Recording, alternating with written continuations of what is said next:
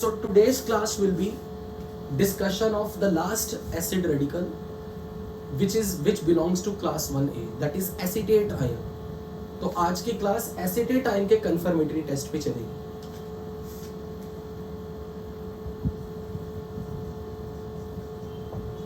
Detection of acetate ion.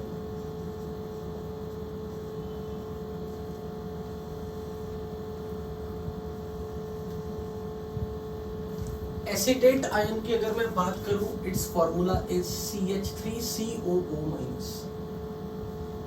और अगर मैं इसकी सॉल्युबिलिटी की बात करूं तो रिकॉल करवा रहा हूं, all acetates are soluble except acetate of silver and mercurous. अब यहां मैं एड ऑन करा रहा हूं and BFA.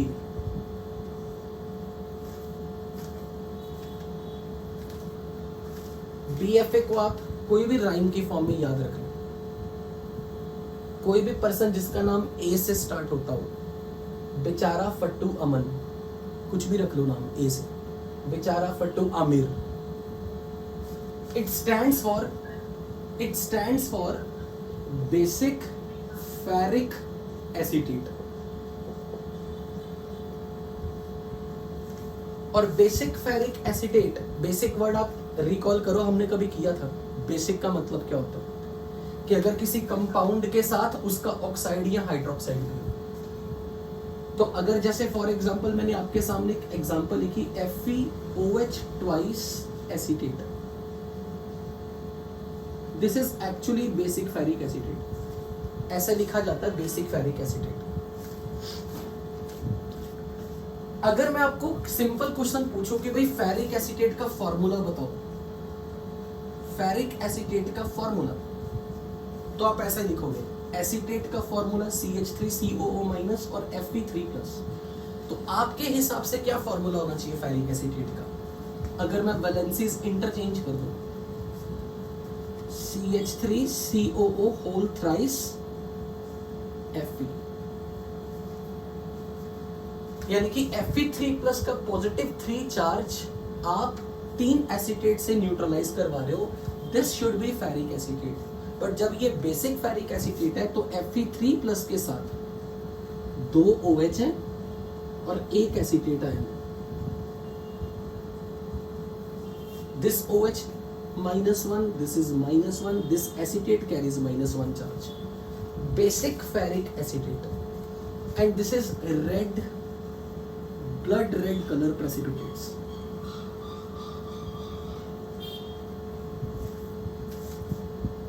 Basic ferric acetate के PPT ये हमेशा रेड कलर के होंगे.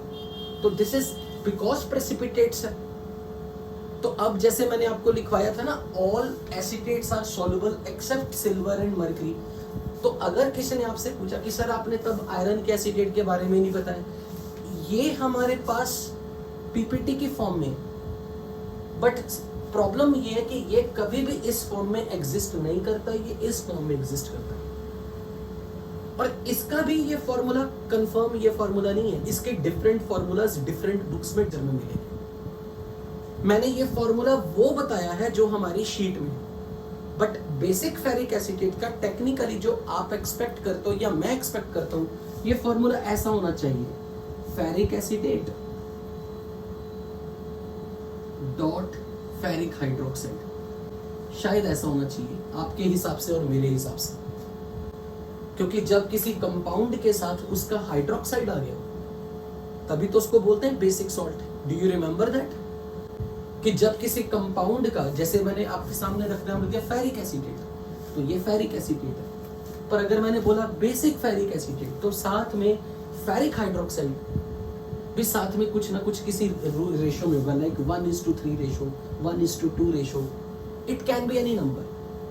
एक्चुअल में इसी का मॉडिफाइड वर्जन ये है.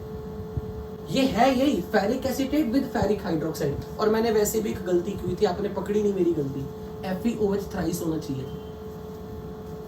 फेरिक हाइड्रोक्साइड ऐसे होना चाहिए। फेरिक हाइड्रोक्साइड का फॉर्मूला आपके हिसाब से क्या होना चाहिए था, जरा बताओ। Ferric hydroxide Fe3+ and OH-1, it should be FeOH thrice। तो अगर सपोज करो मैं यहां पर ये x ढूंढना चाहता हूं कि जिससे ये फॉर्मूला कुछ इस टाइप का बन जाए। अगर x को मैं 2 ले लूं, जैसा अभी इसने बोला कि अगर मैं x को 2 ले लूं तो ये क्या बन जाएगा, if x is 2 it is Fe3OH6 acetate 3। तो बन गया ये फॉर्मूला थैंक्स टू पुलक बोला था ना शायद अभी। तो बेसिकली मेरे फंडे सीरियसली गलत नहीं होने वाले जब मैंने आपको कोई ट्रिक बोल दी कि बेसिक समथिंग का मतलब है किसी कंपाउंड का फॉर्मूला जो ओरिजिनल होना चाहिए, साथ में उसका हाइड्रोक्साइड। तो अगर मैं इसको 1:2 रेशो में ले रहा हूं तो मेरी ये कंपोजिशन वही आ रही है जो आपको यहां दिख रही है। इसलिए चाहे आप इसे ऐसे लर्न करो, चाहे आप ऐसे लर्न करो, मुझे लगता है ऐसे लर्न करना मोर बेनिफिशियल है, क्योंकि हमारा बिलीफ नहीं टूटेगा कि जब भी किसी कंपाउंड के साथ मैंने लिख दिया बेसिक कॉपर कार्बोनेट, तो वो डेफिनेटली आपको कॉपर कार्बोनेट का अगर फॉर्मूला पता है तो साथ में कॉपर हाइड्रोक्साइड है। It can be 1:x ratio. ये कहते हैं कि बेसिक फेरिक एसिडेट का ये फॉर्मूला है, बात बिल्कुल ठीक है, पर एक्चुअल में ये 1:2 मोलर रेशो में लिया हुआ। इसका मिक्सचर है जिसका सिंप्लीफाई करके ये फॉर्मूला बना हुआ है। Is that point clear to everybody? Basic ferric acetate अपनी कॉपी में नोट करने के लिए सिर्फ इतना, हमें ये बताओ कि बेसिक फेरिक एसिडेट का फॉर्मूला चाहे आप ऐसे लिख लो, चाहे आप ऐसे लिख लो, और this. Is this point clear up to here सबको?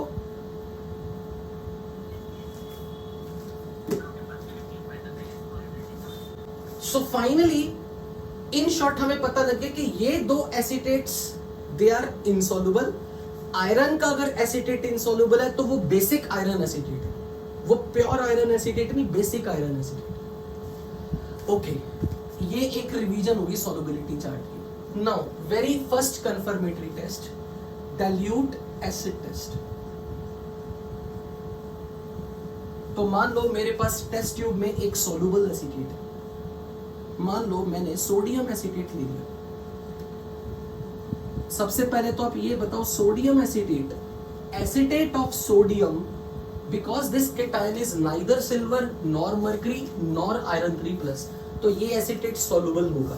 तो मैंने इसमें पहले पानी मिला के इसे डिसॉल्व कर लिया, इसका एक्वस सॉल्यूशन ले लिया। So I took aqueous solution of soluble acetate.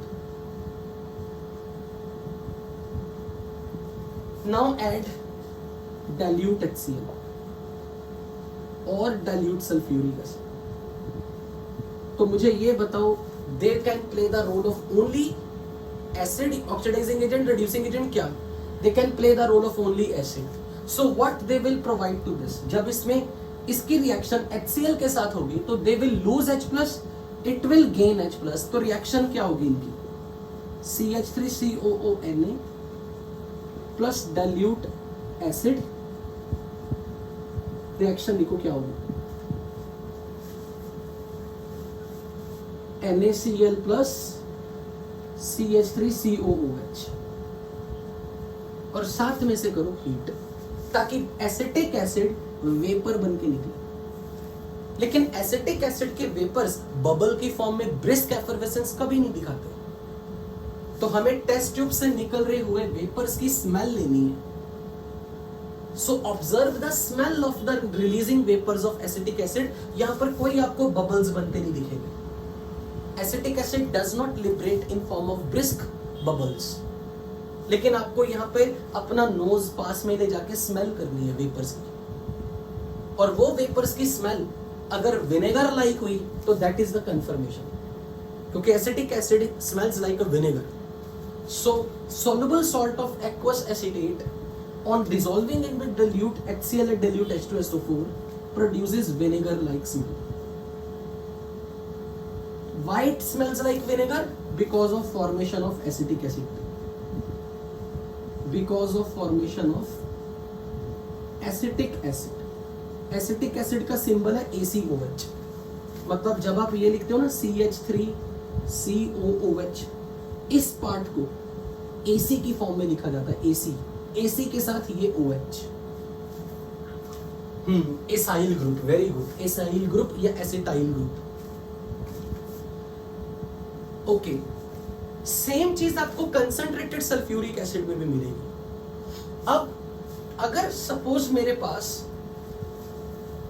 Next test के फॉर्म में अगर मैं बात करूं,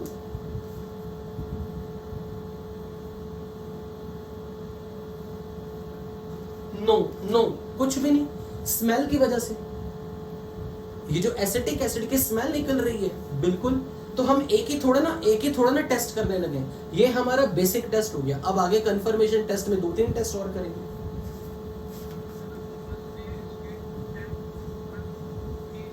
एसिटिक एसिड के वेपर्स की जो स्मेल हो रही है, विनेगर स्मेल, वही उसकी इंडिकेशन है, वही उसकी पेक्यूलियर इंडिकेशन है कि सॉल्ट का एनायन एसिटेट है. Esterification test. To the test tube containing salt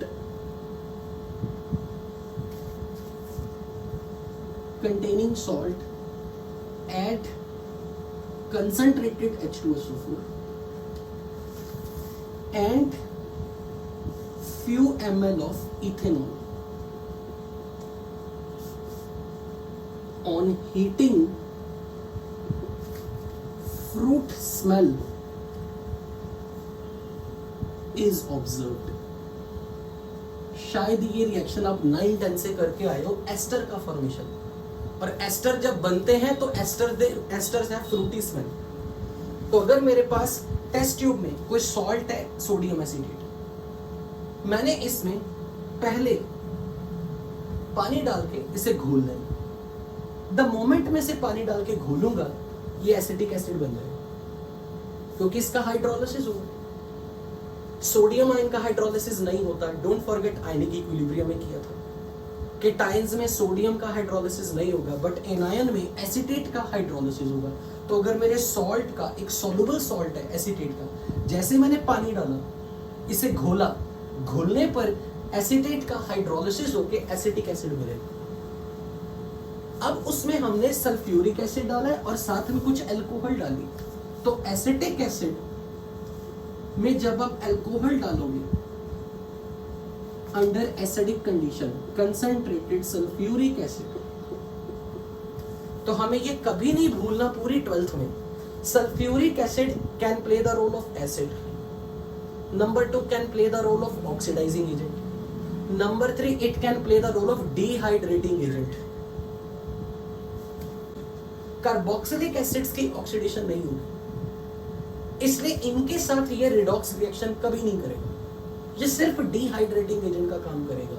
और डिहाइड्रेटिंग एजेंट का काम करते वक्त अल्कोहल में से H और कार्बोक्सिलिक एसिड का OH, इसका H और इसका OH, रिमूव वाटर, तो प्रोडक्ट बनाओ. क्या बनेगा? CH3CO, साथ में क्या बनेगा? OC2H5.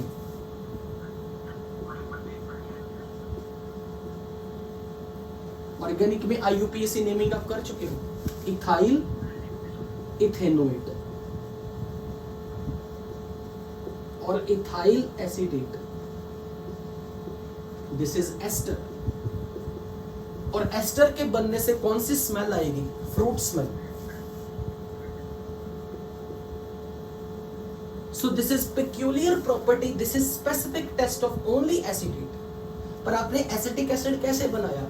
अपने सॉल्ट में, सॉल्युबल सॉल्ट में जैसे पानी डाल के उसे घोला, तो एसिटेट का हाइड्रोलिसिस हुआ. एसिटेट के हाइड्रोलिसिस से एसिटिक एसिड बना, which is undergoing reaction with alcohol in presence of concentrated sulfuric acid. क्योंकि इस रिएक्शन को फॉरवर्ड में अगर ले जाना है, तो अगर हम वाटर किसी तरीके से निकालते रहे, तो रिएक्शन फॉरवर्ड में जाएगी. पर वाटर निकालने का काम कौन करेगा? Sulphuric acid. It's a dehydrating agent, it will remove water. So sulfuric acid act as a dehydrating agent, and removal of the water from carboxylic acid and alcohol makes ester. और ester की fruit smell is the confirmatory test of acetate ion which is present in your salt.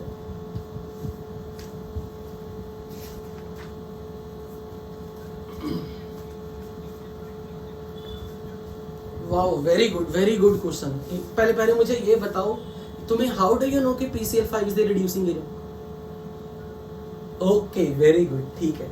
तो फिर ORM1 में मैं ये नहीं मानता कि आपने ये ना पढ़ा हो कि अगर अल्कोहल में PCl5 डालोगे तो OH हट के Cl बन जाता है ना? तो वो काम इसके साथ हो जाएगा, एसिटाइल क्लोराइड बन जाएगा. हमें तो एसिटिक एसिड चाहिए. क्यों, मानते हो या नहीं? जब OH ग्रुप हट के Cl बनता है तो वो तो आप एसिटाइल क्लोराइड या इथाइल क्लोराइड टाइप की चीजें बन जाएंगी. तो आई विल नॉट लाइक कि मैं कोई ऐसा डिहाइड्रेटिंग एजेंट दूं जो डिहाइड्रेटिंग एजेंट्स के अलावा रिएक्शन में SN1 SN2 कराना शुरू कर दे. इसीलिए मैं कोई ऐसा डिहाइड्रेटिंग एजेंट यूज नहीं करना चाहता जो कुछ एडिशनल रिएक्शन पैरेलली चलाए. You got my point? Very good question, बहुत अच्छा लगा. डायरेक्ट लो ना, सल्फ्यूरिक एसिड बड़ी इजीली अवेलेबल है. क्या प्रॉब्लम है सल्फ्यूरिक एसिड लेने में? बहुत इजीली अवेलेबल है ये तो, और ये तो वेल नोन एस्टेब्लिश्ड रिएक्शन है. ओके, अब मैं इस फैक्ट का यूज करने लगा हूं कि acetate of silver is insoluble. तो third test is silver nitrate test.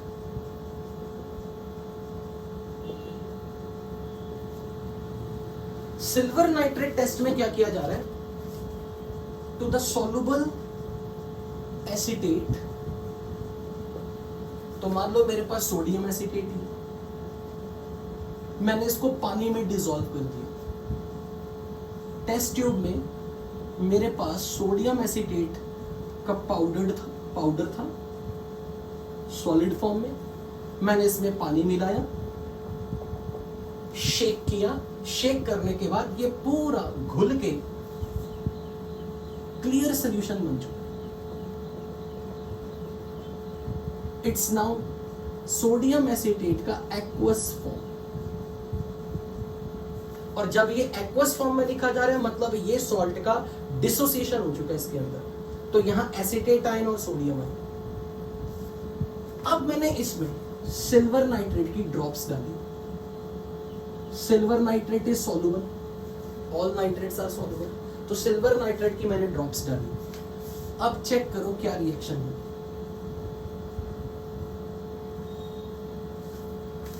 करो केटाइन एंड आयन एक्सचेंज.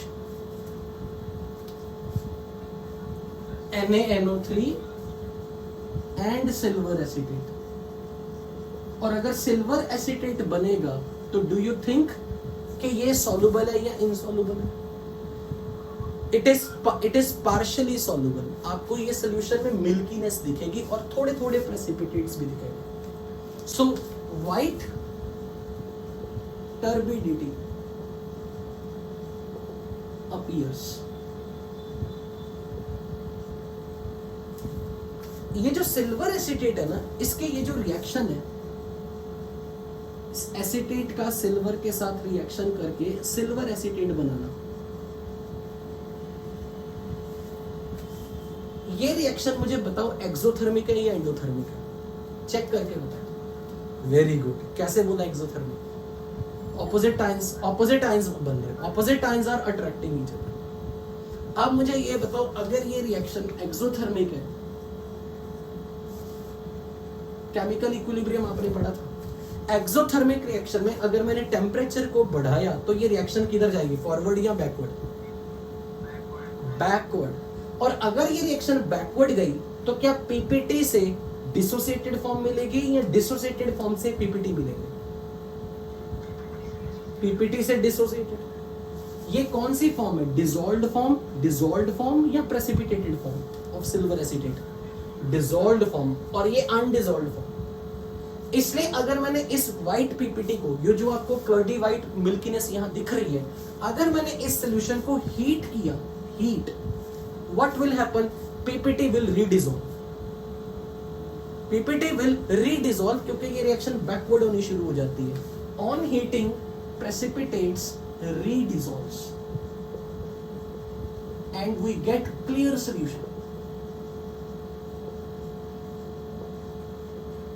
तो सिल्वर एसीटेट के जो पीपीटी बनते हैं, जो हमें यहाँ पे टर्बिडिटी दिख रही है, जैसे मैं हीट करूंगा वो पीपीटी डिसॉल्व होना शुरू हो जाते हैं क्योंकि इक्विलिब्रियम बैकवर्ड शिफ्ट होना शुरू हो जाता है.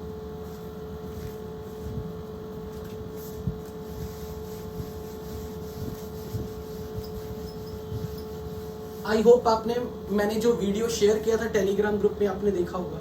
फेरिक एसीटेट का एक रेड कलरेशन वाला अगर देखा हो तो आपने ये देखा होगा कि इनिशियली रेड कलरेशन आ रही है और जैसे हीट किया जा रहा था पीपीटी बढ़ते जा रहे थे, ब्लड रेड कलर के पीपीटी बन रहे थे. जिन्होंने वीडियो देखा होगा उनको डेफिनेटली ये चीज समझ में आई होगी. Okay, so next our most important test जो एग्जाम पॉइंट ऑफ व्यू से है, न्यूट्रल FeCl3 टेस्ट. अब सिर्फ जो वीडियो में बताया वही मैंने बताया तो फिर मेरा डिफरेंस ही क्या हुआ बाकियों से. तो वीडियो में तो आपको मुझे ये रियलाइज कराना था कि जो वो फीमेल टीचर मैम बता रही है उसमें ये पता लग रहा है कि रेड कलरेशन आएगा, रेड पीपीटी आएगा, बट मैं उसका बेसिकली यहाँ पर एक्सप्लेनेशन दे रहा हूँ कि हो क्या रहा है उस रिएक्शन में. एक्चुअल में आप सबको ये पता होना चाहिए, ये डेफिनेटली बेसिक नॉलेज होनी चाहिए कि ये जो FeCl3 है ये एक्चुअली एग्जिस्ट करता है इस फॉर्म में, सॉलिड फॉर्म में. इसके क्रिस्टल्स हाइग्रोस्कोपिक होते हैं, दे अब्सॉर्ब मॉइस्चर और it is yellowish brown precipitates. अगर मैं इसको पानी में डिसॉल्व कर दूं, it is soluble in water. अगर मैं इसको पानी में डिसॉल्व कर दूं तो ये जो FeCl3 का एक्वस सॉल्यूशन बनेगा it is yellowish. It's more like yellowish. अब FeCl3 का जब आप एक्वस सॉल्यूशन बनाते हो and you allow it to stand for some time तो इसमें आयनिक इक्विलिब्रियम की स्टोरी होनी शुरू हो जाती है. क्या FeCl3 डिसोसिएट करके तो बनाएगा Fe3+ एंड Cl-. और आयनिक इक्विलिब्रियम के हिसाब से आप मुझे ये बताओ इन दोनों में से कौन से केटायन या कौन से एनायन का हाइड्रोलिसिस हो सकता है और किसका हाइड्रोलिसिस नहीं हो सकता. Fe3+ का हाइड्रोलिसिस होगा लेकिन Cl- का हाइड्रोलिसिस नहीं होगा. Chloride never undergo hydrolysis. But जैसे आप FeCl3 को पानी में डालते हो और वो घुल गया, घुलने के बाद जो येलो कलर है उसमें थोड़ी देर बाद कुछ ब्राउनिश टाइप की चीज दिखनी शुरू हो जाती है क्योंकि Fe3+ का हाइड्रोलिसिस शुरू होना शुरू हो जाता है. Fe3+ start undergoing hydrolysis. और अगर Fe3+ का हाइड्रोलिसिस हुआ तो वाटर के अंदर तो H+ और OH- है. बताओ केटायन किसे उठाएगा? OH- को. तो FeOH थ्राइस बनेगा और साथ में H+ जनरेट होगा और ये Cl बैठा हुआ तो HCl बनेगा क्योंकि क्लोराइड का तो हाइड्रोलिसिस नहीं हो रहा. FeCl3 डिसोसिएट करके तो 3Cl- बना रहा है तो यार 3H+ और 3Cl- ये तो HCl बन रहा है सोल्यूशन. अब मुझे आयनिक इक्विलिब्रियम की नॉलेज याद करके बताओ, is it a strong base और वीक बेस? वीक बेस, क्योंकि ओनली ग्रुप 1 के हाइड्रोक्साइड में sodium, potassium, rubidium, caesium hydroxide और अल्कलाइन अर्थ मेटल में बेरियम का हाइड्रोक्साइड, यही स्ट्रॉन्ग बेस है. उसके अलावा कोई भी हो वीक बेस है. This is weak base but HCl जो बन रहा है वो क्या है? Strong acid. तो ओवरऑल केटायन के हाइड्रोलिसिस से ओवरऑल सॉल्यूशन की pH क्या हो जाएगी? 7 से कम या 7 से ज्यादा? 7 से कम. और वैसे भी आयनिक इक्विलिब्रियम में पढ़ा था cationic hydrolysis makes the solution acidic. याद है किसी को? Cationic hydrolysis makes the solution, cation cut the pH. मैं ये लैंग्वेज बोलता था जो अभी किसी स्टूडेंट ने बोली, केटायन कट द pH. किससे कट? 7 से कट. क्यों? क्योंकि एसिडिक सॉल्यूशन बन रहा है. इसलिए FeCl3 का एक्वस सॉल्यूशन हमेशा एसिडिक नेचर का. और यही कारण है कि जब आप FeCl3 के साथ कोई भी टेस्ट करोगे ना, कुछ भी टेस्ट, साथ में ये तो जरूर मिलेगा आपको। यही कारण है बेसिक फेरिक एसिटेट बन रहा था, क्योंकि ये हमेशा साथ में कुछ ना कुछ मिलेगा। क्योंकि फेरिक के साथ आप कोई भी लैब टेस्ट करोगे उसका हाइड्रोलिसिस तो होना ही होना है, इसलिए FeOH थ्राइस तो कुछ बनता ही बनता है। इसलिए अगर आपने FeCl3 के साथ एसिटेट का लैब टेस्ट किया, इसी कारण से फेरिक एसिटेट तो बनेगा, साथ में हाइड्रोक्साइड भी बनता है। शायद आपको रीजन समझ में लगा कि why basic ferric acetate. You got this point कि वाई बेसिक फेरिक एसिटेट में ferric acetate dot FeOH thrice क्यों था? क्योंकि केटायन का हाइड्रोलिसिस होता है, और खासकर जिस केटायन पे पॉजिटिव 2 से ज्यादा चार्ज आ गया ना, उसका हाइड्रोलिसिस इज वेरी स्पॉन्टेनियस। क्योंकि जितना पॉजिटिव चार्ज ज्यादा उतनी हाइड्रेशन एनर्जी ज्यादा, जितनी हाइड्रेशन एनर्जी ज्यादा वाटर उसके पास आएगा और उसका हाइड्रोलिसिस भी होगा।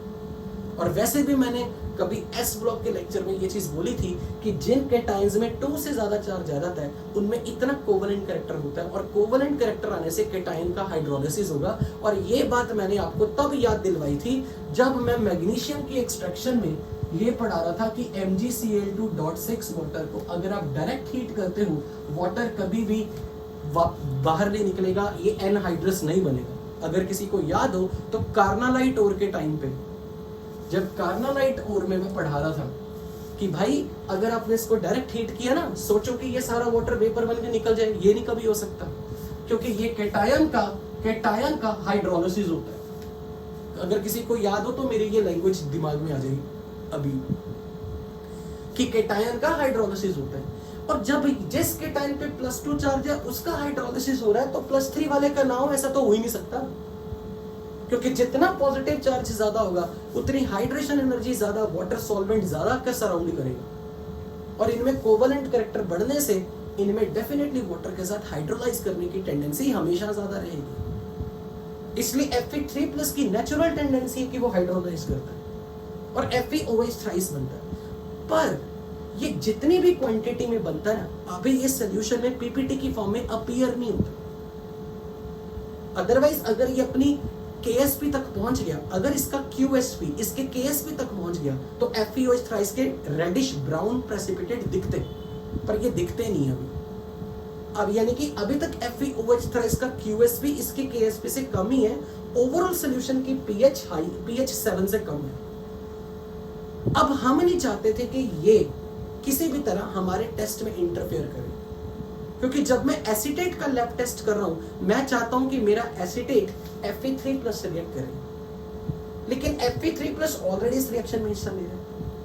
मैं चाहता हूं कि Fe3+ की कंसेंट्रेशन हाई हो, मैं नहीं चाहता कि Fe3+ का हाइड्रोलिसिस हो। मैं चाहता हूं कि मैं मेरे एसिटेट में जैसे मैं FeCl3 डालूं तो FeCl3 का Fe3+ इस एसिटेट से रिएक्ट कर जाए। इसलिए आई डोंट वांट कि Fe3+ का वाटर के साथ रिएक्शन हो। मैं नहीं चाहता कि इस सोल्यूशन की pH 7 से कम हो, इसलिए मुझे पहले इस सोल्यूशन को बनाना पड़ेगा न्यूट्रल। मुझे इसकी pH को 7 तक लाना पड़ेगा, जो 7 से कम है। अब आप मुझे कोई टेक्निक बताओ, किसी सोल्यूशन की pH 7 से कम है और मैं उसकी pH बढ़ाना चाहता हूं, मैं क्या डालूं उसमें? बेस या एसिड क्या डालूं? बेस। इसलिए हम बाहर से बेस डालना शुरू कर देंगे। बेस कौन सा डालेंगे? मैं वो बेस डालूंगा जो Fe3+ को Fe3+ के साथ OH- की कंसंट्रेशन इतनी ज्यादा ना कर दे ताकि इस सॉल्ट का QSP KSP के बराबर हो जाए और इसके PPT बन जाए। मेरे को ये तो पता है कि Fe3+ ने OH से कंबाइन करना है, और अगर मुझे इस H+ को न्यूट्रलाइज करना है तो मुझे बाहर से बेस डालना पड़ेगा, और अगर मुझे बाहर से बेस डालना है तो मैं सोल्यूशन में OH- डालूंगा, और अगर मैं OH- डालूंगा तो OH- H+ से न्यूट्रलाइज तो जरूर होगा, पर अगर मैंने OH- ज्यादा डाल दिया तो ये भी हो रहा है, Fe3+ OH- से मिलकर FeOH थ्राइस भी बना रहा है। लेकिन मेरी मजबूरी है कि मुझे सोल्यूशन की pH 7 करनी है। pH को 7 करने के लिए मुझे बाहर से डालना पड़ेगा बेस, द मोमेंट मैं बाहर से डालूंगा बेस का OH माइनस अगर एक्सेस में हो गया तो वो Fe3 प्लस से FeOH थ्राइस के ना चाहते हुए भी पीपीटी बना देगा, जो मैं नहीं चाहता। इसलिए मैं OH माइनस की लिमिटेड सप्लाई डालना चाहता हूं, एक्सेस में नहीं डालना चाहता। तो अब आप मुझे बताओ मैं स्ट्रॉन्ग बेस यूज करूं या वीक बेस यूज करूं पीएच को न्यूट्रल करने के लिए? Weak base. इसलिए किताबों में, शीट में, लिटरेचर में ये लिखा जाता है कि अगर आप इस सॉल्यूशन को न्यूट्रल करना चाहते हो, add aqueous ammonia from outside. पर ये नहीं बताते why aqueous ammonia, why not NaOH? Do you have any reason? अगर बेस ही डालना था तो NaOH डाल दो, हो जाएगा न्यूट्रल। Yes, exactly. NaOH अगर मैंने डाल दिया तो OH माइनस की कंसेंट्रेशन इतनी ज्यादा हो जाएगी कि भाई Fe3 प्लस जो है वो FeOH इसके पीपीटी तक बना देगा। क्या ये चीज आपको समझ में लगी कि इसको न्यूट्रल अगर करना है तो why we should not add strong base? बोलो। सो यहां पर अब मैं ये स्टोरी लिख रहा हूं, aqueous solution of FeCl3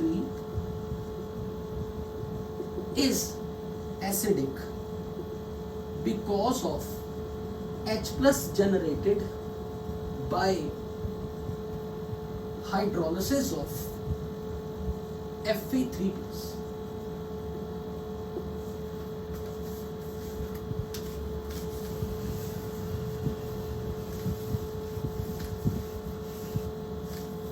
To perform the test,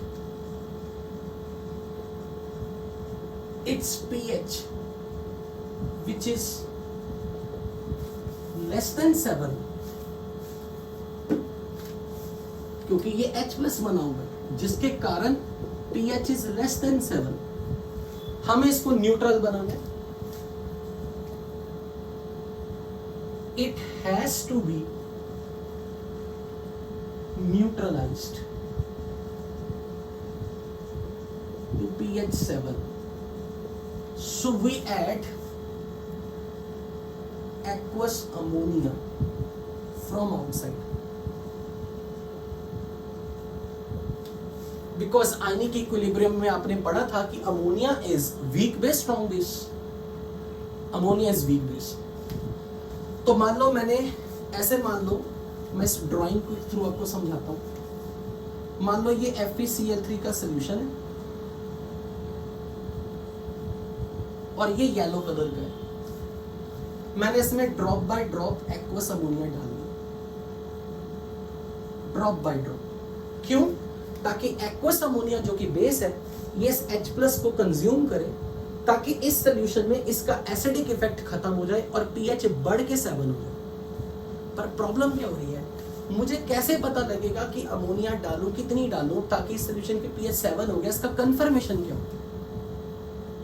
मान लो मैंने अमोनिया डालनी शुरू कर दी, मैं बार बार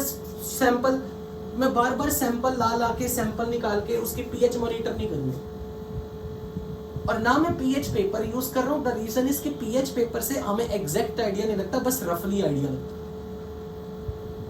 अब इसके लिए क्या किया जाता है, अब वो पार्ट सुनो कि हमें कैसे पता लगेगा। चलो अमोनिया डाल दी ताकि ये H प्लस न्यूट्रलाइज हो जाए, पर हम कब तक ये डालें अमोनिया? प्रॉब्लम ये आती है कि जब आप अमोनिया डालनी शुरू करते हो ना,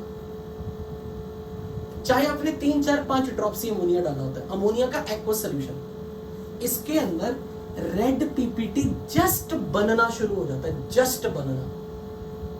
the moment red PPT just बनना शुरू हो गया, समझ लो जो FeOH थ्राइस का QSP KSP से कम था, जो डिसॉल्व फॉर्म में था, उसकी QSP उसके KSP तक अप्रोच कर गई, FeOH थ्राइस के पीपीटी बनने शुरू हुए। इसका मतलब कि ये H प्लस न्यूट्रलाइज हो चुका है। अब बाहर से आने वाला अमोनिया से जो OH माइनस है वो अब इससे रिएक्ट कर रहा है। ये बात समझ लगी मेरी या नहीं? मैंने अमोनिया बाहर से डाली, अमोनिया डाल रहा हूं, मैं सोल्यूशन में OH माइनस जनरेट कर रहा हूं, तो मेरा OH माइनस H प्लस से रिएक्ट करके इसे न्यूट्रलाइज कर रहा है। जब सोल्यूशन में H प्लस खत्म हो गया, द मोमेंट मेरी एक ड्रॉप अमोनिया की गई, अब वो Fe3 प्लस के साथ OH माइनस के साथ इसके पीपीटी बनाना शुरू कर देगी। द मोमेंट पीपीटी बनने जस्ट शुरू हो गए, स्टॉप एडिंग अमोनिया। वो इंडिकेशन है कि नो मोर अमोनियम ऐड कर। पर तब तक आप थोड़ी बहुत पीपीटी देख चुके होते हो, यहां पर FeOH थ्राइस के थोड़े बहुत पीपीटी आ चुके होते हैं। अगर उन पीपीटी को FeOH थ्राइस के उन थोड़े थोड़े जस्ट जो स्टार्ट बनना शुरू हुई थी पीपीटी, इसमें अगर आप डाइल्यूट HCl डाल दो दोबारा से, तो ये इनके रिएक्शन मिलके FeCl3 बना देगा और ये बनेगा न्यूट्रल FeCl3 ना। क्यों नहीं हुआ? क्योंकि जब तुम अमोनिया डाल रहे थे ना, जिस स्टेज पे पीपीटी बनने शुरू होते हैं, पीएच क्रॉस करके 7 से क्रॉस करके अराउंड 8 या 7.58 तक आ चुकी होती है। जब आप इतना HCl डालते हो कि ये पीपीटी वापस डिसॉल्व हो जाते हैं, क्योंकि आपने पीपीटी रज के नहीं बनने दी, इनफ क्वांटिटी में नहीं बनने दिए। जैसे ही पीपीटी बनने स्टार्ट होते हैं वहीं पे आप रोक देते हो अमोनिया डालना। अब अगर आप 1-2 ड्रॉप डालोगे ना, FeCl3 भी बन चुका होता है, सोल्यूशन की पीएच 7 तक पहुंच भी चुकी होती है। तो experimentally what is performed in lab, वो मैंने आज आपको यहां एक्सप्लेन किया है। कहीं नहीं मिलेगी ये एक्सप्लेनेशन, मैं श्योर हूं। ये वही है जब जो वही बंदा बता सके जिसने हाथों से एक्सपेरिमेंट करके देखा। तो बेसिकली जब FeCl3 का एसिडिक हाइड्रोलिसिस हुआ, H+ बना।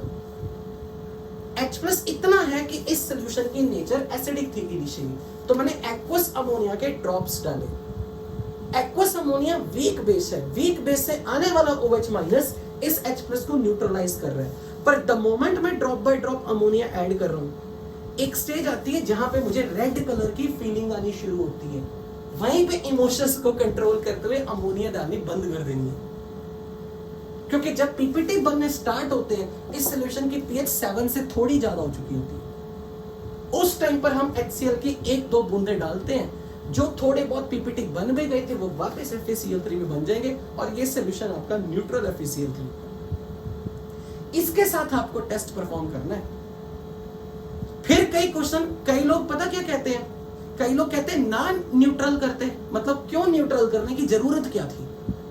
क्योंकि सबसे पहले माइंड में ये क्वेश्चन आना चाहिए कि न्यूट्रल क्यों करें, न्यूट्रल ना करते तो क्या होता?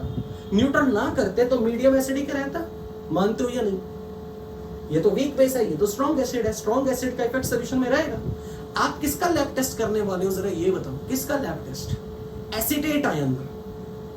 अगर आपने सीधा एसीटेट इसमें डाल दिया तो ये H+ उस एसीटेट के साथ क्या बना देगा? Acetic acid. बस आपको विनेगर स्मेल ही आएगी, कन्फर्मेशन नहीं होगी, विनेगर स्मेल ही आएगी बस। इसलिए पहले तो खुद को ये कन्विंस करना चाहिए, अगर हम इनऑर्गेनिक लॉजिकली सोचें, कि भाई न्यूट्रल FeCl3 करवा क्यों रहे हो? क्योंकि अगर मैंने सीधा एसीटेट डाल दिया, ये H+ के साथ एसीटेट आयन मिलके एसिटिक एसिड के वेपर्स बनाने शुरू हो गए, एसिटिक एसिड बनना शुरू हो जाएगा, तो आपको बस विनेगर स्मेल मिलेगी और कुछ भी नहीं। अगेन जैसे अभी स्टार्ट में बच्चे ने बोल दिया ना, सर स्मेल कोई कंफर्मेटरी टेस्ट थोड़ा ना होता है। बात तो सही है, तो मैं स्मेल के बेसिस पे फिर इसे कंफर्मेटरी टेस्ट कैसे बोलूं? इसलिए ये जरूरी है कि मेरा एसीटेट आयन इसी फॉर्म में रहे, इसी फॉर्म में रहे। मैं नहीं चाहता कि एसीटेट एसिटिक एसिड बन जाए।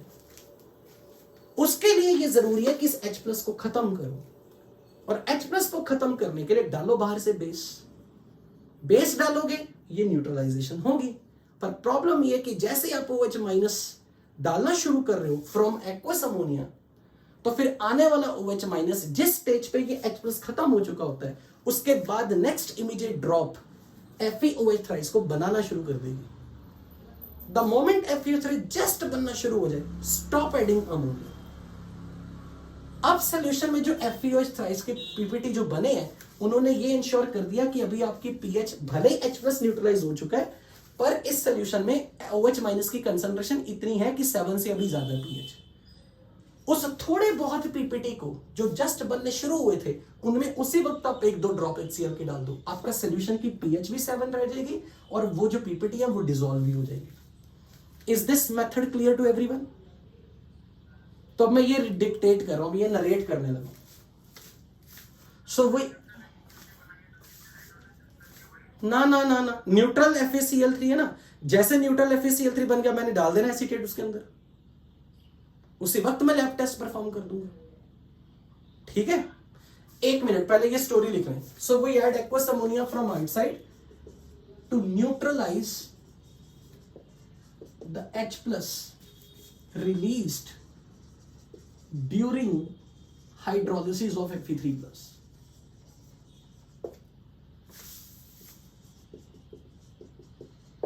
And why we need neutral FeCl3? Because acetate, if added in FeCl3,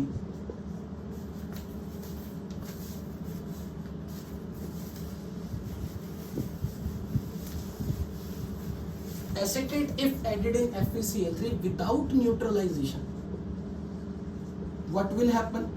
बताओ जरा क्या होगा? Acetate will combine with this H plus to form acetic acid. Acetate ion will form nearly acetic acid and will appear as vinegar smell, vinegar smelling compound.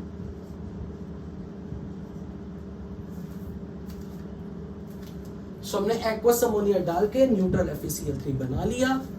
अब to the neutral FeCl3 we add, ये जो neutral FeCl3 to the aqueous solution of soluble acetate like sodium acetate,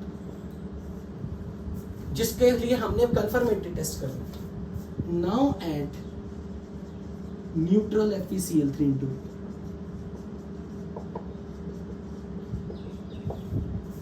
अब आपका काम है YouTube की वो video जिसका लिंक मैंने शेयर किया था, उन्होंने ये स्टोरी नहीं बताई गई, ये मिलेगी भी नहीं स्टोरी. अब FeCl3 की जो बूंदे हैं उसमें मैडम ने आपको वीडियो में साफ बोला है कि अगर ये आपका एसिटिक एसिड का कोई एसिटेट का कोई सोल्यूबल सॉल्ट है ना, इसके ड्रॉप्स मैडम ने 2-4 बूंदे बस बाहर से डाली. द मोमेंट आप बूंदे डालोगे अंदर का सोल्यूशन आपको थोड़ा येलोइश दिखेगा पहले, क्योंकि वो FeCl3 का अपना कलर है और FeCl3 का कलर कभी नहीं भूलना, कभी भी नहीं.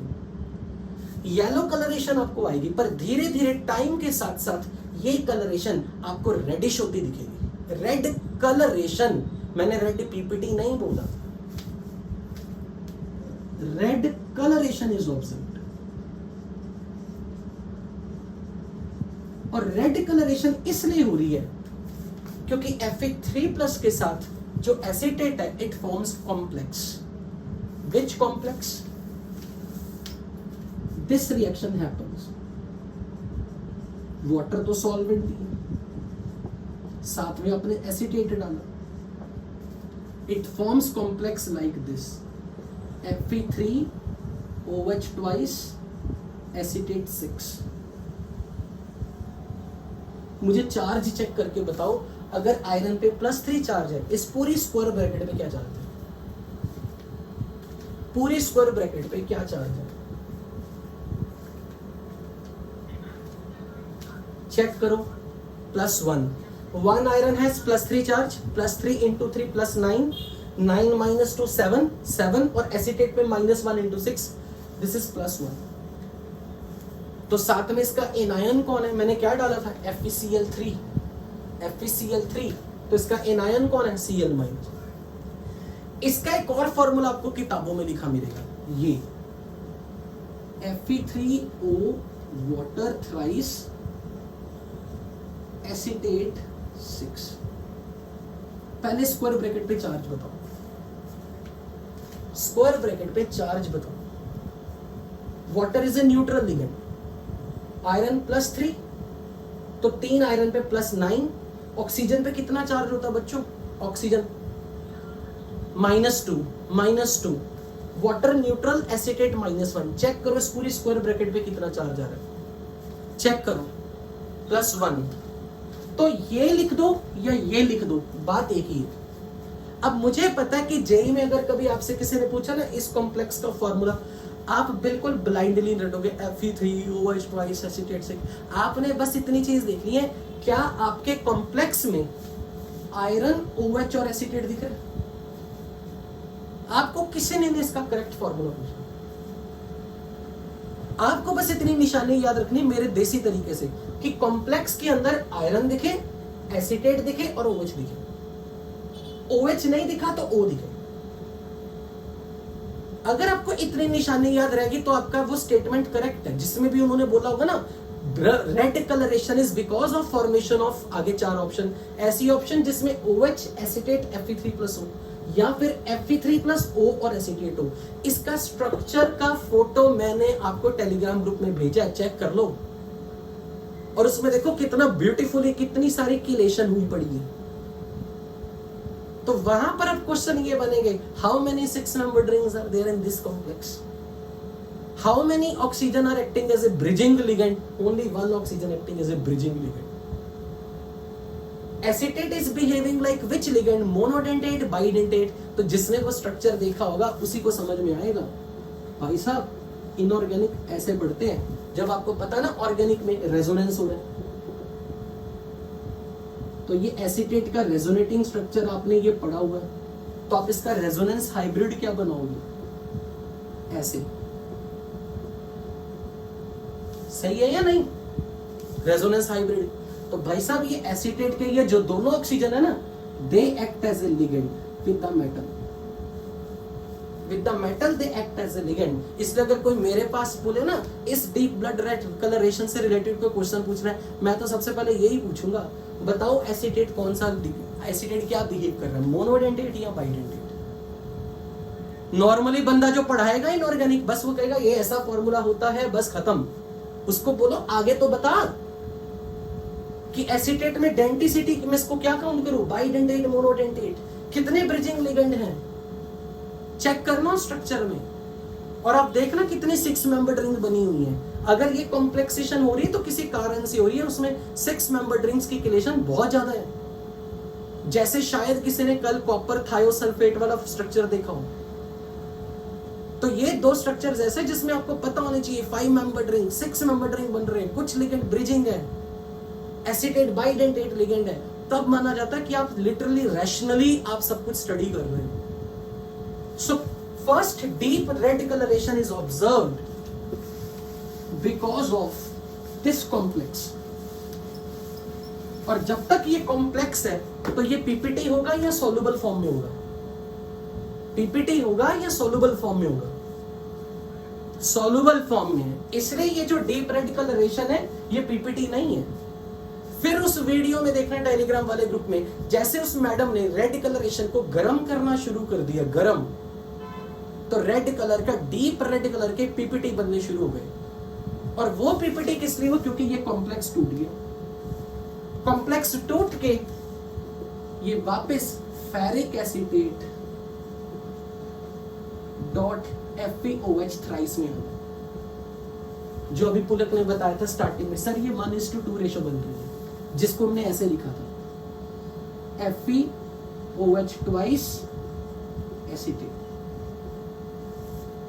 इसके पीपीटी बनती है। कॉम्प्लेक्स टूट जाता है, कॉम्प्लेक्स की ब्रेकिंग होने पर बेसिक फेरिक एसीटेट बनेगा जिसके रेड पीपीटी होगी। चाहे आप इसे ऐसे लिख दो, चाहे आप इसे ऐसे लिख दो। ये हुआ कंप्लीट टेस्ट। ऐसे नहीं एक एक आयन पढ़ाने में पूरी एक क्लास लग जाती है।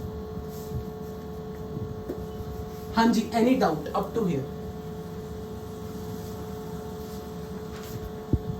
हाँ जी बोलो बेटा।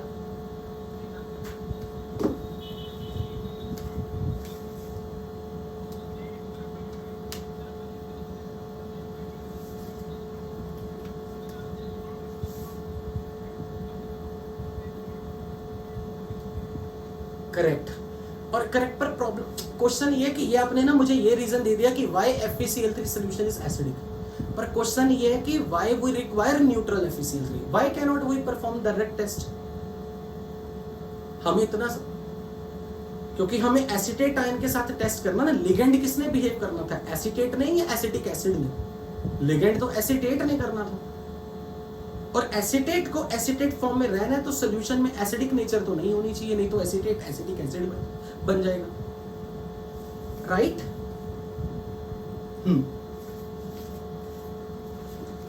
चलिए, सो हमारा एसीटेट के लैब टेस्ट यहां पे खत्म होते हैं। So now I am moving ahead toward class 1B compounds.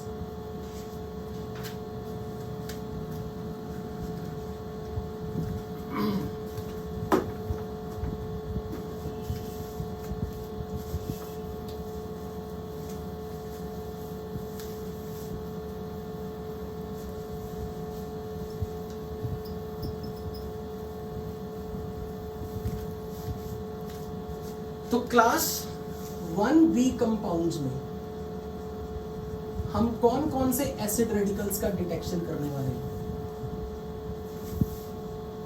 Halides, chloride, bromide, iodide, ये तीन main, then nitrate and last oxalate, borate भी।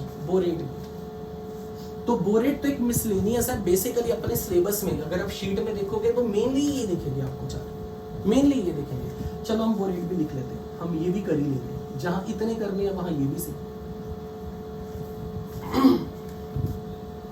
एक्चुअली वो मिसलेनियस में गिना जाता है, बट एक्चुअली क्या होता है, जैसे अब यहीं से देख लो, एसिटिक एसिड का जब आपने एसीटेट का एस्टर वाला टेस्ट किया, आपने उसमें क्या डाला था, कंसंट्रेटेड सल्फ्यूरिक एसिड ना,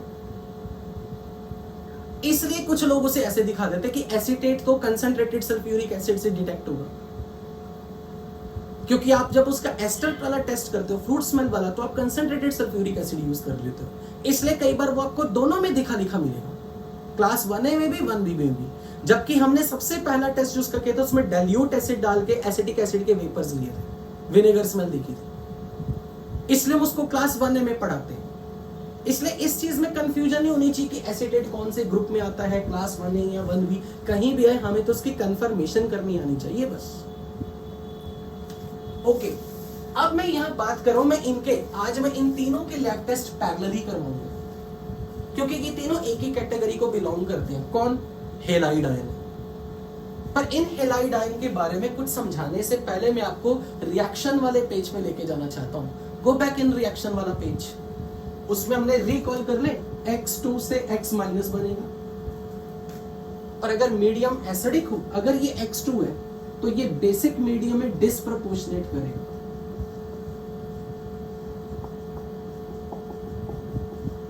अगर कोल्ड एंड डाइल्यूट होगा मीडियम तो हाइपोहेलाइट बनेगा, और अगर हॉट एंड कंसंट्रेटेड बेस होगा तो हैलेट बनेगा। तो डिस्प्रपोर्शनेशन बेसिक मीडियम में होगी अगर हैलोजन को आप लोगों को बचा के रखना है, बचा के, ताकि वो इसमें ना कन्वर्ट हो, मीडियम एसिडिक होना चाहिए। एसिडिक मीडियम में हैलोजन X2 की फॉर्म में बचा रह सकता है, पर अगर आपने बेसिक मीडियम में दे दिया तो फिर वो डिस्प्रपोर्शनेट कर जाएगा। ये एक इंफॉर्मेशन हमें ध्यान में रखनी है हैलोजन को लेकर। फिर हमें यह पता होना चाहिए chlorine, bromine, iodine and fluorine, ये general knowledge, this is the order of their oxidising power. Fluorine is the most powerful oxidizing agent in the full chemistry world.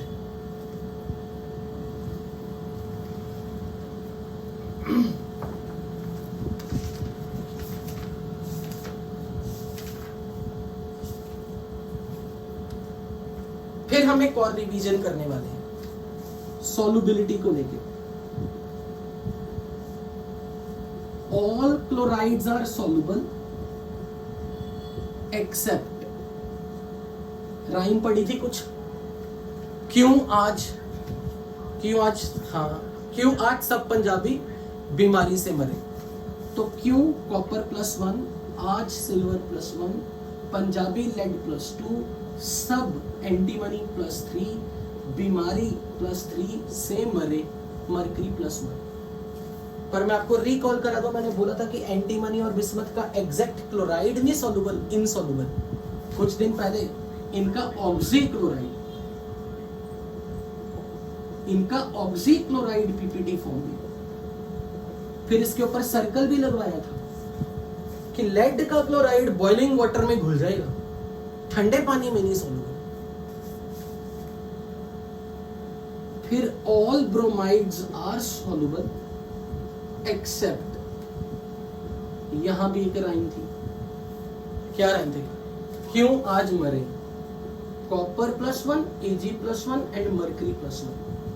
Again lead +2 के साथ सर्कल, यानी कि लेड का अगर bromide होगा तो वो हॉट वाटर में डिसॉल्व हो जाएगा, ठंडे पानी में डिसॉल्व नहीं होगा। फिर आयोडाइड में all iodides are soluble except, फिर इसमें राइम में कहा था कि यही वाली राइम है, बस सब हटा दो। क्यों आज पंजाबी बीमारी से मरे, क्यों आज पंजाबी बीमारी से मरे, और मरे में था मरकरी +1 +2 बोथ, लेकिन कहा था कि अब सर्कल नहीं लगाना, यानी कि लेड का आयोडाइड हॉट वाटर में भी डिसॉल्व नहीं करेगा। ये सारे रिवीजन मैंने इसलिए बताई ताकि हम, अगर मैं रिवाइज नहीं कराऊंगा तो धीरे धीरे शायद चीजें भूलते जाओगे, बट ये राइम्स हमें काफी हेल्पफुल रहती है जब आपको सॉल्युबिलिटी की बातें कहीं ना कहीं याद करनी है। जल्दी से नोट डाउन कर लो अगर किसी को नोट करना है before A finally erase it.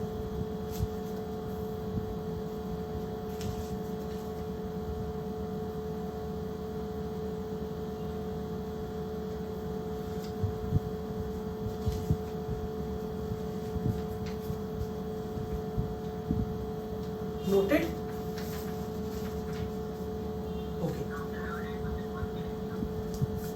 आना था शायद, ये क्यों नहीं आएगा? बिल्कुल आना चाहिए।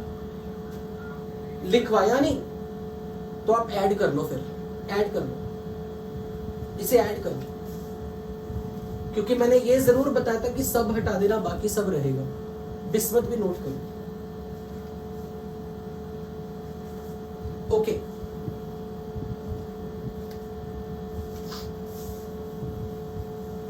अब यहां पर हम किस केमिस्ट्री को यूज करने वाले हैं वो ध्यान से सुनो।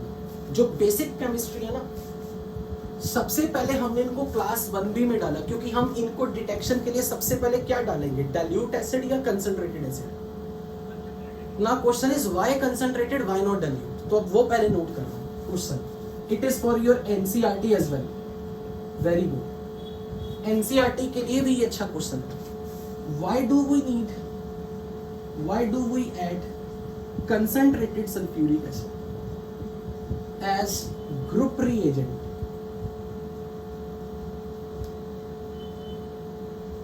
for detection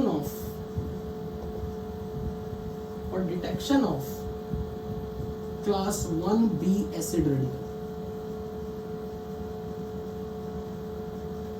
आप ये नहीं भूलोगे कि आपको बिगिनिंग में मैंने कहा था कि हम एसिड इसलिए डाल रहे हैं क्योंकि ये एनायन वो हैं जो एसिड डालने पर कुछ ना कुछ गैस रिलीज करेंगे, उस गैस पर हम लैब टेस्ट परफॉर्म करेंगे। क्लास 1A के कंपाउंड और 1B के कंपाउंड, उनकी कॉमन प्रॉपर्टी थी कि the moment you add few drops of acid they release some gas. याद करो, कार्बोनेट में हमने CO2 गैस रिलीज करवाई थी, सल्फाइट में SO2 गैस रिलीज करवाई थी, सल्फाइड में H2S गैस रिलीज कराई थी, नाइट्राइट में NO2 रिलीज करवाई थी, एसीटेट में एसिटिक एसिड के वेपर्स रिलीज करवाए। तो यहां पर भी हम एसिड डाल के कोई गैस को रिलीज करवा रहे हैं। तो कॉमन सेंस है कि जब हेलाइड आयन होगा like Cl-, Br-, I-, the moment आप इसमें कंसंट्रेटेड सल्फ्यूरिक एसिड डालोगे तो पहले सल्फ्यूरिक एसिड अपना कौन सा रोल प्ले करेगा, एसिड वाला या ऑक्सीडाइजिंग एजेंट वाला? Because acid base reactions are fast, तो पहले it will play the role of acid। तो acid will produce what? Sulfuric acid will produce what? H+। तो H+ अगर इनको मिल गया तो क्या बनेगा? HCl के वेपर्स, HBr और HN, यही बनेगा। H+ और Br- मिलके HBr, H प्लस और I माइनस मिलके H है। बट हमें भूलना नहीं है HCl, HBr, HI में हैलोजन अपनी लोएस्ट स्टेट में है, तो it will behave like reducing agent and sulphuric acid behave like oxidising agent. तो अब इनकी रिडॉक्स रिएक्शन होगी। और आपने क्या पढ़ा था, मीडियम अगर एसिडिक हो तो अगर X माइनस है तो X2 बनाना है, X2 है तो X माइनस बनाना है। तो यहां पर आपके पास हैलोजन किस फॉर्म में है, -1, और ये कौन सा एजेंट है, oxidising agent.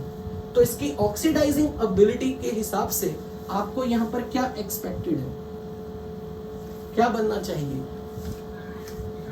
Cl2 Br2 I2। और आपको इनका कलर पता होना चाहिए, greenish yellow, orange red, purple. फिर मैंने कुछ बताया था कि chlorine is a very powerful oxidising agent. Sulphuric acid के सामने chlorine is a very powerful oxidising agent, ये रिएक्शन रिवर्स कर देगी। इसलिए आपको HCl के वेपर ही डोमिनेटिंगली मेजर प्रोडक्ट मिलते हैं। ऐसा नहीं कि Cl2 जरा भी नहीं बनेगा, थोड़ा बहुत बनेगा, मामूली सा, जैसे ही बनेगा रिएक्शन रिवर्स कर देगा। इसलिए डोमिनेटिंगली आपको HCl के वेपर्स मिलेंगे, Cl2 will be the minor product. इसलिए HCl को आप मेजर प्रोडक्ट रिपोर्ट करोगे। क्या ये याद है, ऐसी बातें कभी मैंने की थी क्लास में। So chlorine being powerful oxidising agent can reverse the reaction. इसलिए डोमिनेटिंगली आपको किसके वेपर्स मिलेंगे, HCl के या Cl2 के, यानी कि इनकी आपस में रिडॉक्स नहीं करवानी। याद है या नहीं, डू यू रिमेंबर कि H2SO4 और HCl के हम रिडॉक्स नहीं करवाएंगे, बट H2SO4 HBr के साथ, H2SO4 HI के साथ अगर Br2 I2 बनाएगा, they are not powerful oxidising agent as compare to concentrated acid.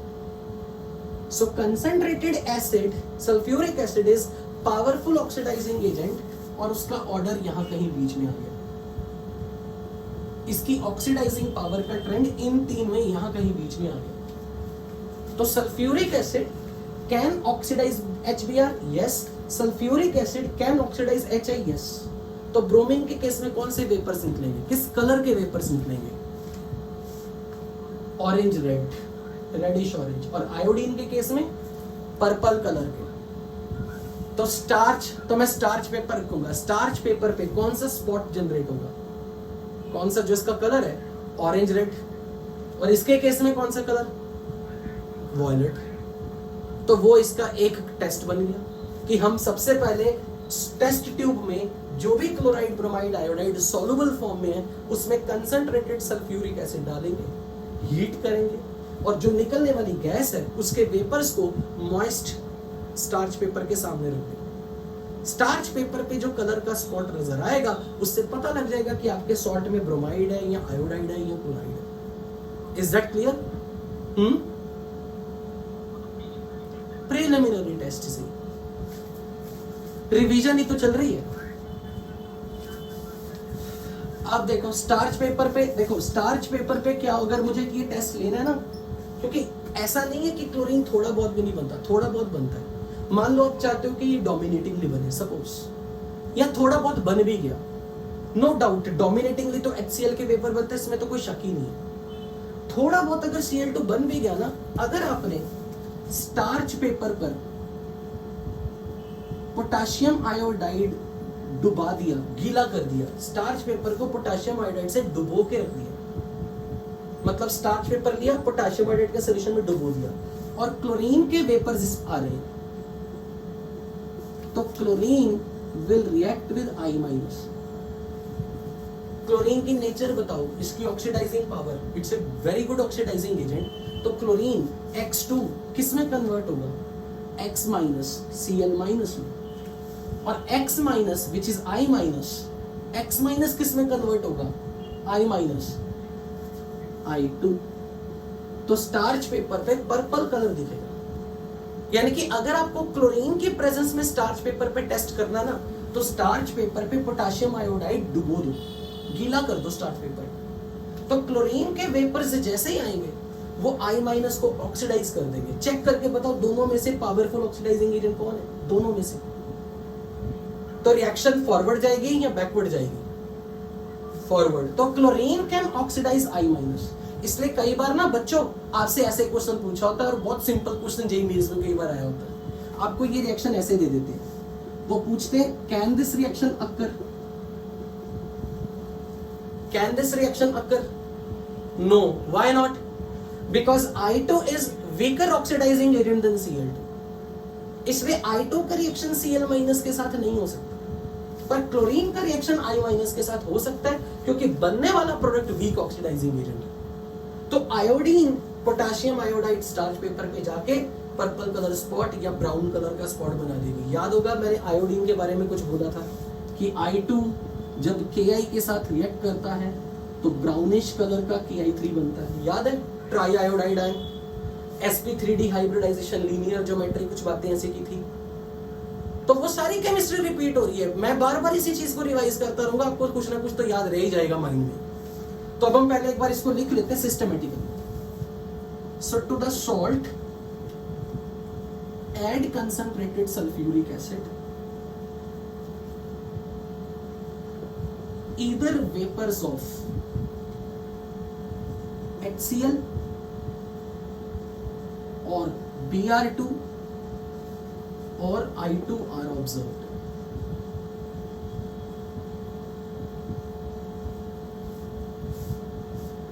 Br2 orange reddish, orange red vapors, और I2 के purple to violet to blue vapours are observed. तो हमने इनके लिए कंफर्मेशन, इनके लिए प्रीलिमिनरी टेस्ट की फॉर्म में देख लिया।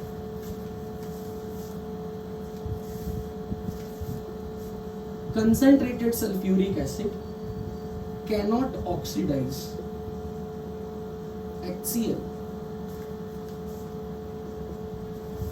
because if concentrated sulfuric acid HCl को ऑक्सीडाइज करेगा तो Cl2 बनेगी और इससे रिड्यूस हो रहा है।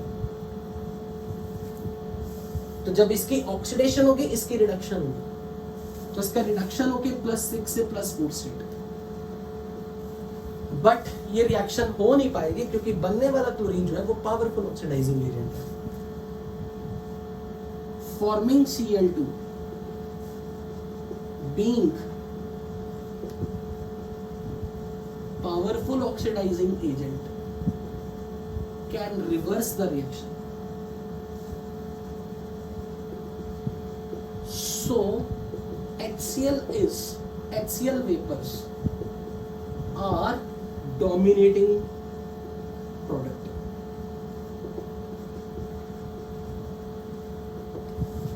पर मैंने ना HCl वेपर को डिटेक्ट करने का एक बहुत अच्छा तरीका मैंने आपको वीडियोस में शेयर किया था क्लास के इस चैप्टर की बिगिनिंग में।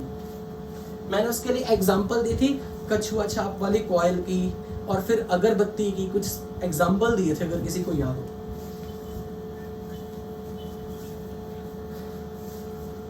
Very good. मैंने ये कहा था कि अगर सपोज करो आपका सॉल्ट है और इसमें क्लोराइड है और इसमें आपने कंसंट्रेटेड सल्फ्यूरिक एसिड डाला, वेपर्स निकले HCl के, ये इतने विजिबल नहीं होते। पर अगर आप एक रॉड ले आओ और उस रॉड को आपने अमोनिया में डिप किया, मतलब अमोनियम सॉल्ट, कोई भी अमोनियम क्लोराइड का सॉल्युबल सॉल्ट लिया, सॉल्युबल सॉल्ट में हमने रॉड डिप कर दी, या फिर एक्वस अमोनिया में आपने ये रॉड डिप कर दी, और जैसे ही आप इसके माउथ के पास लाओगे ये फ्यूम डेंस व्हाइट फ्यूम्स निकलेंगे। और ये याद रखना, ये क्वेश्चन बहुत इंपॉर्टेंट है, जहां भी कभी आ गया ना डेंस व्हाइट फ्यूम, मतलब क्लोराइड है, आपके सॉल्ट में क्लोराइड है। HCl वेपर्स का ये टेस्ट है। So HCl vapours appear as cloudy or dense white fumes when come in contact with, बताओ क्या लिखूं, किसके साथ कांटेक्ट में ला रहे हो यार? एक्वस अमोनिया में डिप्ट हुई एक ग्लास रॉड लो, उसे अमोनिया के सॉल्यूशन में डुबो के बाहर निकालो और HCl वेपर्स के सामने रख दो। आपको ऐसा लगेगा जैसे अगरबत्ती का धुआं दिख रहा है, या वो कछुआ छाप वाली कॉइल के जो डेंस व्हाइट फ्यूम्स बनते हैं, डेंस व्हाइट कलर के क्लाउडी टाइप के वेपर्स बनेंगे। Because aqueous ammonia when react with HCl, बताओ क्या बनेगा product, which reaction, acid base redox, क्या अमोनियम क्लोराइड के डेंस फ्यूम्स बनेंगे।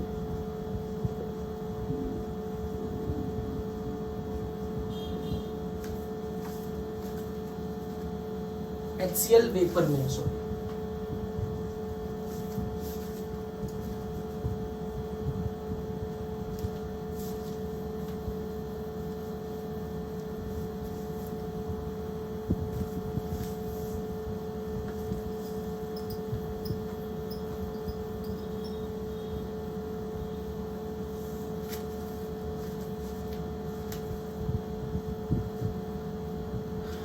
test with MnO2 and concentrated sulfuric acid।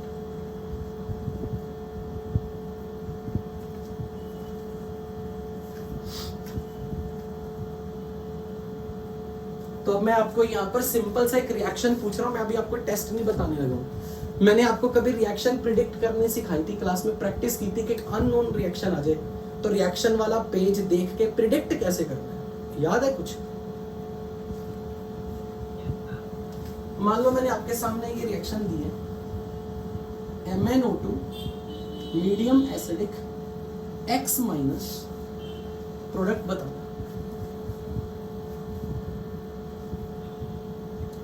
आप तो बस अपनी कॉपी में ना रिएक्शन लिख दो बस, फिर मैं आंसर बताऊंगा, चेक कर लेना।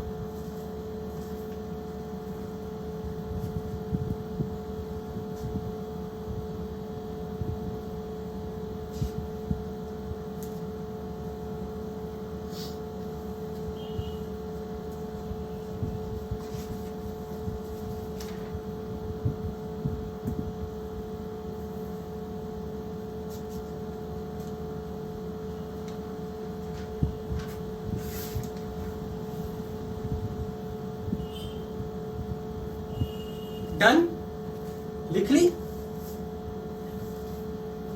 मीडियम एसिडिक है, मैंगनीज किसी भी स्टेट में हो, पर एसिडिक मीडियम में मैंगनीज कम्स इन +2 स्टेट, तो इसकी रिडक्शन हो रही है। अगर इसकी रिडक्शन हो रही है तो इसकी ऑक्सीडेशन हो रही है। वैसे भी ये हैलोजन अपनी लोएस्ट स्टेट में है, तो it can play the role of only which agent, reducing agent. तो अगर ये रिड्यूसिंग एजेंट है तो इसे क्या रोल प्ले करना पड़ेगा, ऑक्सीडाइजिंग एजेंट। तो इसकी खुद की रिडक्शन होगी, तो मैंगनीज लोएस्ट स्टेट में आ गया। X माइनस को किस में कन्वर्ट करूं जब मीडियम एसिडिक हो, X2। क्या ये X2 डिस्प्रपोर्शनेट करेगा? अभी थोड़ी देर पहले कुछ बताया था, क्या ये X2 डिस्प्रपोर्शनेट करेगा? कब करता है X हैलोजन का डिस्प्रपोर्शनेशन? बेसिक मीडियम है, और आप कौन सा यूज कर रहे हो, मीडियम, तो हैलोजन की डिस्प्रपोर्शनेशन नहीं होगी। तो अब मैं यहां पर जो निकलने वाला, अब इसको मुझे कोई एनायन भी तो देना है। याद है मैं क्या बोलता था, एनायन कौन सा दूं? इनमें से जिसने मीडियम का रोल प्ले किया। किसने मीडियम का रोल प्ले किया? H+ ने। अब ये बताओ, क्लास 1B के एनायंस को डिटेक्ट करना हो तो मैं कौन सा एसिड यूज करूं? Class 1B।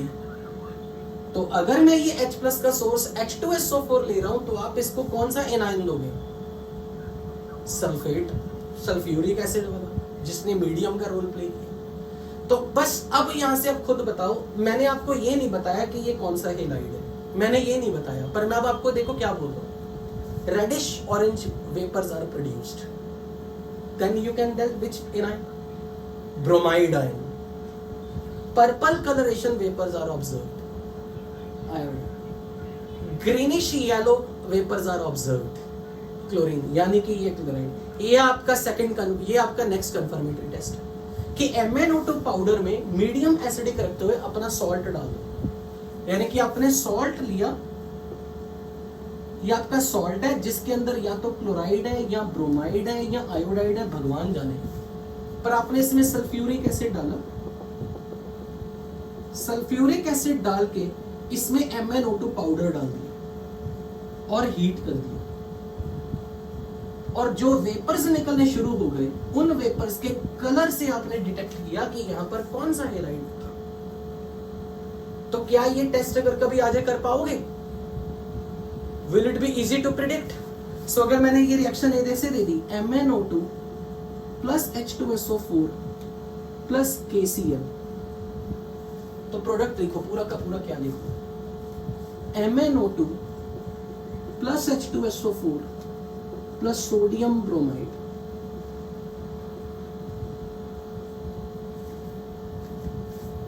MnO2 sulphuric acid potassium iodide. Complete this reaction yourself अगर आपको रिडॉक्स करना आता है।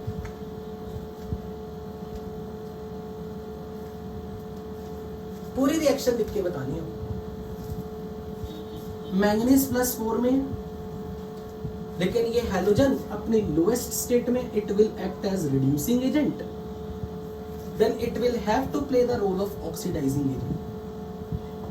और क्योंकि मीडियम एसिडिक है तो मैंगनीज की खुद की जब रिडक्शन होगी तो ये प्रोडक्ट में अपनी लोएस्ट स्टेट में आएगा, +2 स्टेट।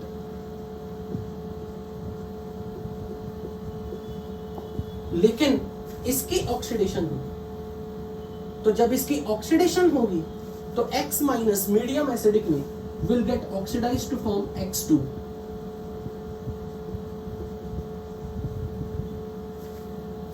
K+ रिडॉक्स में हिस्सा लेगा या नहीं? K+, Na+, तो ये एज इट इज है। अब बताओ मैं इनको एनायन कौन सा लाके दूं? इनको कौन सा एनायन लाके दूं? मीडियम जो एसिडिक जो रिडॉक्स रिएक्शन में मीडियम का रोल प्ले कर रहे हैं, तो MnSO4 इसका एनायन लाके दे दो। जो रिडॉक्स रिएक्शन में एसिड मीडियम कंट्रोल कर रहा है, या मीडियम मतलब जिस सब्सटेंस की मदद से आप रिडॉक्स रिएक्शन में मीडियम की पीएच कंट्रोल कर रहे हो, कि अगर आप एसिडिक मीडियम जनरेट करना चाहते हो, जिस एसिड की मदद से लिया, आप उसका एनायन इन केटायंस को दे दो। MnSO4 K2SO4, MnSO4 K2SO4। अच्छा मुझे जल्दी से रिकॉल करके बताओ, मैंगनीज +2 का कोई कलर होता है? कलरलेस। तो कलर जो भी होगा वो गैसेस के कारण निकलेगा, दिखेगा। तो this will appear as greenish yellow vapours, this will appear as reddish orange vapours, it will appear as purple colored vapors। तो ये हमारा एक कंफर्मेटरी टेस्ट होगा। हाँ यार, सोडियम सल्फेट, पर साइड प्रोडक्ट वाटर भी है भाई, वो मैं अज्यूम कर रहा हूं कि आपको पता है।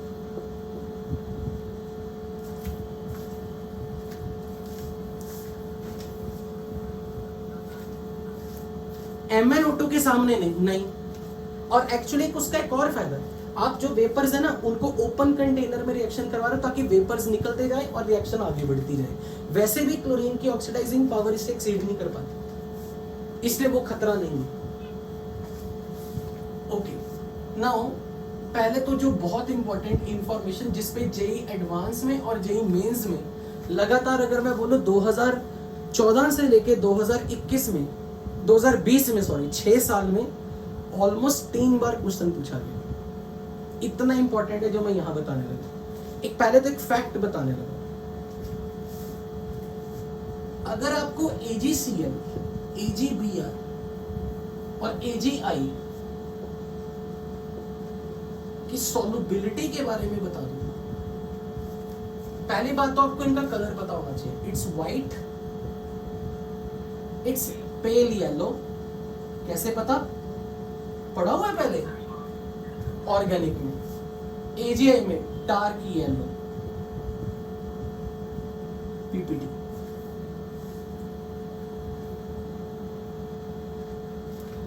अगर मैंने इन प्रेसिपिटेट्स को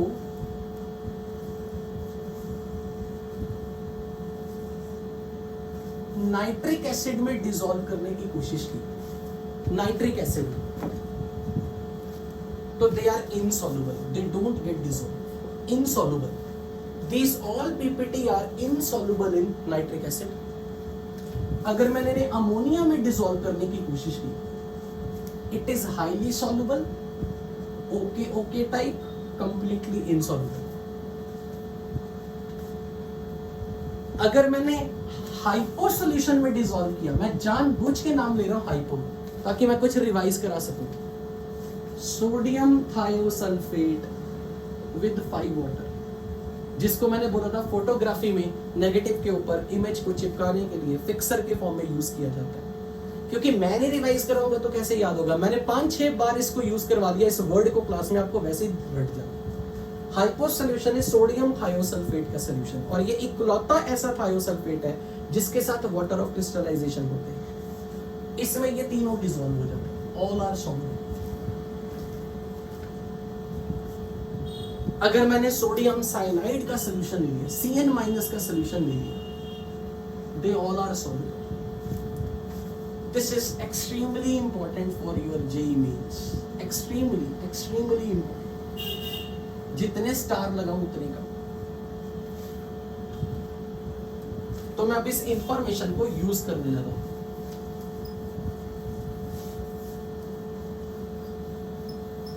देखो भाई, मैं यहां पर किस केमिस्ट्री का यूज करने लगा हूं, और ये कैसी केमिस्ट्री है जो हर लेमैन को तो पता होनी चाहिए। सिल्वर प्लस की प्रॉपर्टी है, अगर कोई सॉल्वेंट लिगेंड का रोल प्ले कर सकता है तो फिर ये कॉम्प्लेक्स बनाए।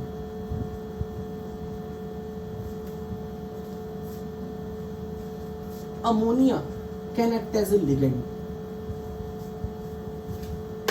Hypo can act as a ligand, and Cn- can act as a ligand. इसलिए अगर कभी भी सिल्वर प्लस के आयंस अमोनिया के कांटेक्ट में आ गए, they will form a complex. और कॉम्प्लेक्स बनाते वक्त मेरी ट्रिक जो कभी मैं पहले बताता था, जितना चार्ज उसका डबल कोऑर्डिनेशन होगा। तो इसमें 2 अमोनिया